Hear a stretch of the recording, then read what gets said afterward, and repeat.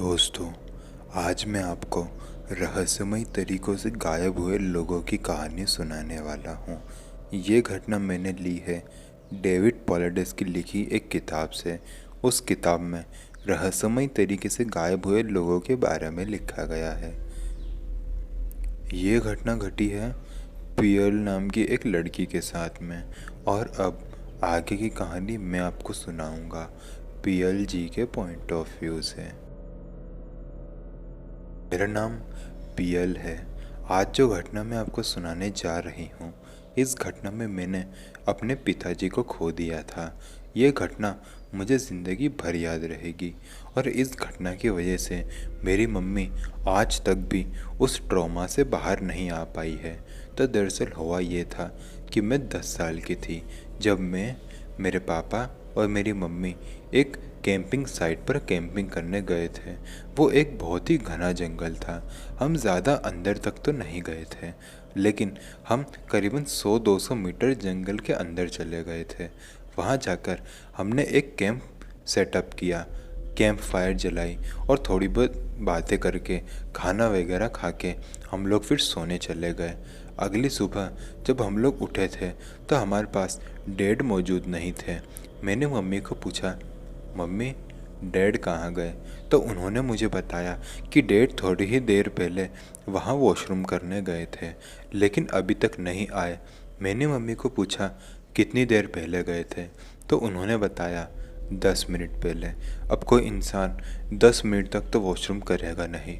तो मैं और मम्मी उसी डायरेक्शन में पापा को ढूंढने चले गए जहाँ पापा वॉशरूम करने गए थे। हमने आसपास के इलाके में पापा को बहुत ढूंढा, लेकिन हमें वो दिखाई नहीं दिए।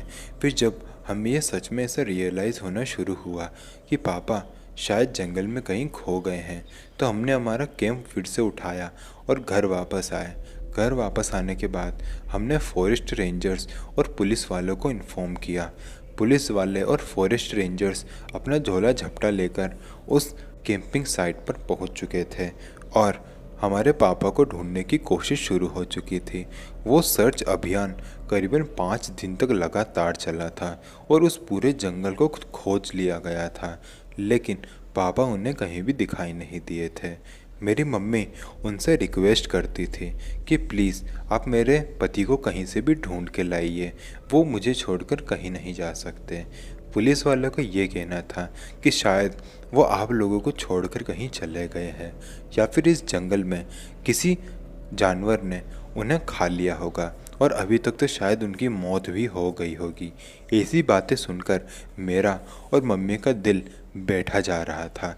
फिर एक पॉइंट के बाद मैंने तो ये मान लिया था कि शायद पापा अब वापस कभी नहीं आएंगे, लेकिन करीबन 2 महीने बाद एक उम्मीद की किरण जागी, जब उसी पॉइंट पे जहाँ हम कैंपिंग करने गए थे, वहाँ उसी पॉइंट पर एक दूसरी फैमिली भी कैंपिंग करने गई और उन्होंने बाद में पुलिस स्टेशन में यह रिपोर्ट डलवाई कि उन्हें एक अजीबोगरीब इंसान उनके कैंप के आसपास घूमता हुआ दिखाई दिया है।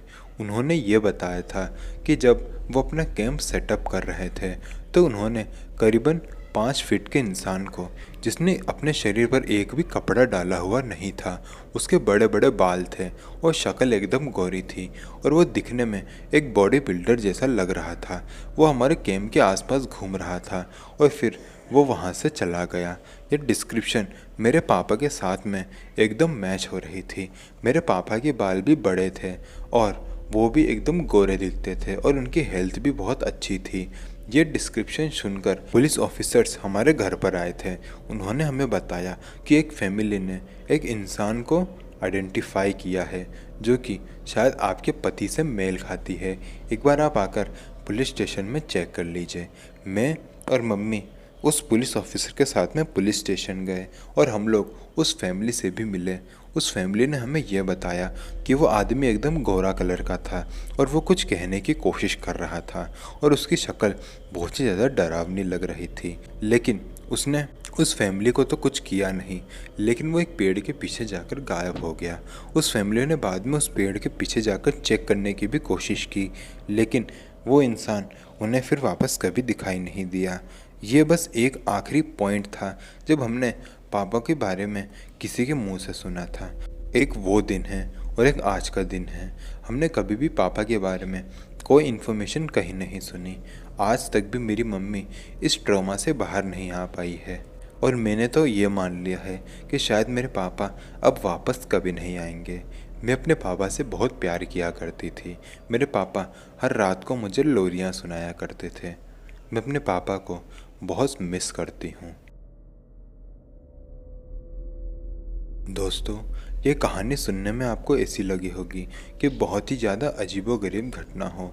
जब मैंने इस घटना को ढूंढा था तो इस कहानी को सुनकर शुरुआत में तो मुझे ये लगा कि शायद ये कोई झूठी घटना है, क्योंकि इस कहानी में कोई भी डेट नहीं बताई गई है। वो कौन सा माउंटेन था जहाँ ये माँ बेटी कैंपिंग करने गए थे, वो भी इस कहानी में मेंशन नहीं है।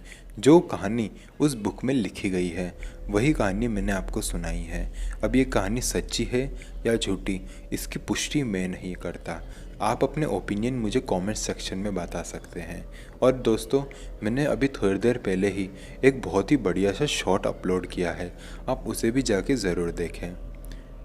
तो मिलते हैं अगले वीडियो में, तब तक के लिए जय हिंद, जय भारत।